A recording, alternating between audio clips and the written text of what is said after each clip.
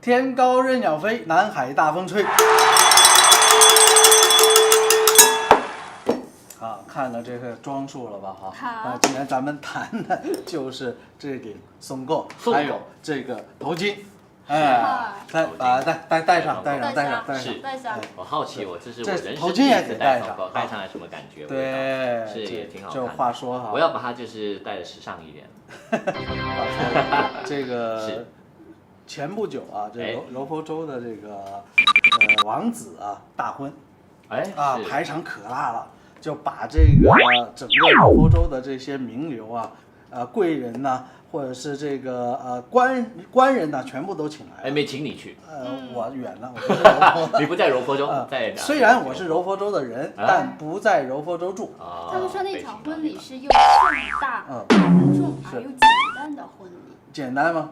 我不知道是不是简单。那要给他问盛大、隆重和简单是有矛盾的。这是不是反义词呢？是可能是。但是为什么会这么写？那写的人有笔误啊，笔误啊。不过这么一场大的这个婚礼哈，就不免就把这些国州议员啊都请来了啊。就我们的这国州议员呢，就特别是行动党的国州议员都参加了这一场婚礼。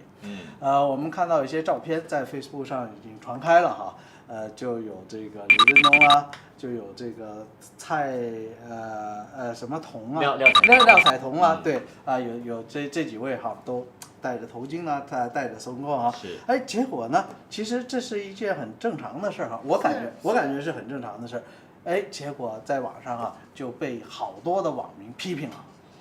可能是他戴的不好看他没有戴我戴的好看。就是说很好，甚至有些人的过去这明年的支持者就说，我们下回大选就投废票，就是绝不能让这些出卖国家的这华人啊去当选。就一顶松糕能够出卖到国家到哪里去？这个我也不理解。原来是马华中招，现在是行动党中招。你要说马华中招哈，我倒是我真的为了这件事儿哈，我还去 Google 了一下。我 Google 我就打马华2个字，然后我再打松锅2个字，就宋国这2个字，你猜我找着什么了？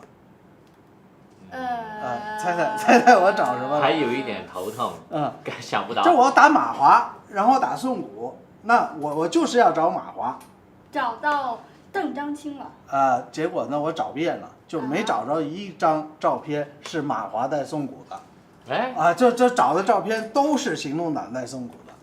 马华好像曾经也带过吧，我印象肯定带过。接受雪州大学那个颁奖，就是不是颁奖典礼哈，是封那些议员的时候他们会带。但也带，就是很早之前都带。过去啊，这个带这个宋谷哈，是每一年马华就是要进这个内阁也好，进宫里面也好哈，那带这个都会被批评的，特别是行动党啊，就是大力的就是批评马华这件事儿。但是呢，这是好像这个改朝换代好多年了吧，就是从2008年开始哈，已经2届了，明年2届了，所以这么多年前，我估计08年之前没有多少人上 Facebook。对吧？所以马华带松狗的照片呢，没有被宣传开来，就存不住，在这个我在我印象当中，在我记忆当中，曾经你发过很多类似马华带松狗的照片。你看错，那个是行动党的人。女性还带着。我倒是写过不少的这些文章啊，曾经我还就是表扬过这个行动党。我记得曾经有一个图片哈，这个图片下边坐的都是乌青的党员，上面站的全都是马华的、马青的这些党员。对。然后有一个女士，她是戴头巾的，对啊，但是她那一张照片呢是没有带松糕的啊，那个场合可能不太需要带松糕。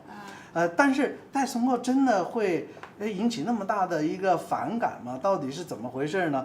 我在这个严炳寿啊，就是马华的这个副总会长，他的Facebook 上面啊，他留了一段话，他说在适当的场合啊，带宋谷或者是包头巾，它不会改变我们的身份象征的。在无需过度的反应。当我们穿着这个印度的服饰，被赞扬很帅气、很美丽，亲民友善。遗憾的是呢，当我们穿着马来服饰的时候呢，却被这个行动党人以及网络的枪手无情的称作卖华、这个沙龙等等，就是鞭笞他们。这就是种族主义思维和这个仇恨政治的活例子。火种子啊，这是严敏寿说的啊。那其实在这个这么多年来这几年来其实很多这个民联，特别是行动党的这议员，都尝试就是戴松过啦，或者是穿马来服装啦，是跟马来社群就是比较接近，就是接触他们是。我还记得有一年还是这个刘永山还就是挂了一个他的布条，对，上面带着松过大家怎么还是恭贺还是呀，什么还是呀。结果呢，咱们超人呢就想不通这件事。超人不戴帽子，超人想不通这件事。穿超人的就是其实过去这个马华就是其实今年初的时候，就是有一个马六甲州的市议员被3位马华的市议员被这个任命为市议员要去宣誓嘛，结果他们也去穿着这个官服，带着松过，结果呢，马华和民政的领袖都不认同，甚至还差点把他们给开除了。这是松过不知道为什么会有那么大的祸。那我作为一个州议员好可怜哦。你让我穿是不让我穿，我不让我穿我进不去，你让我穿我又被党开除。所以咱们真给要看看穿着或者是戴松过到底对我们会有些什么样子的影响。